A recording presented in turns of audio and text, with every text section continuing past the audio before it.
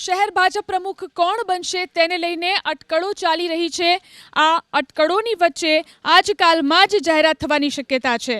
વર્તમાન પ્રમુખ નિરંજન ઝાંઝમેરા રિપીટ થાય તેવી અટકળો છે તો મૂળ સુરતી અજય ચોકસી, રાજેશ દેસાઈ અને પરેશ પટેલ તેમજ શહેર ભાજપ પ્રમુખની રેસમાં તેઓ આગળ છે।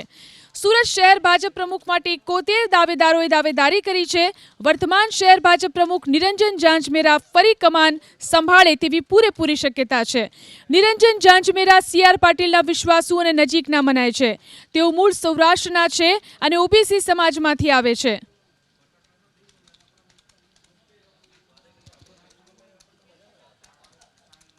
બનાસકાંઠા જિલ્લાના વિભાજન બાદ સતત આક્રોશ વધતો જોવા મળી રહ્યો છે। બનાસકાંઠામાં ધાનેરા તાલુકાનો સમાવેશ વાવથરા જિલ્લામાં કરાતા વિરોધ થઈ રહ્યો છે। ધાનેરાના લાલ ચોકમાં ધરણા યોજાયા, જેમાં મોટી સંખ્યામાં સ્થાનિક આગેવાનો જોડાયા।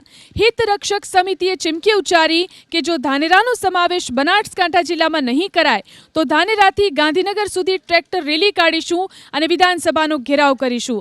ધરણામાં અપક્ષ ધારાસભ્ય માવજીભાઈ દેસાઈ પણ પહોંચ્યા। માવજીભાઈ દેસાઈએ પૂર્વ મંત્રી હરજીવન પટેલ પર નિશાન સાધ્યું। હરજીવન પટેલે થોડા દિવસ પહેલા કહ્યું હતું કે 10% જનતા જ બનાસકાંઠામાં રહેવા માંગે છે।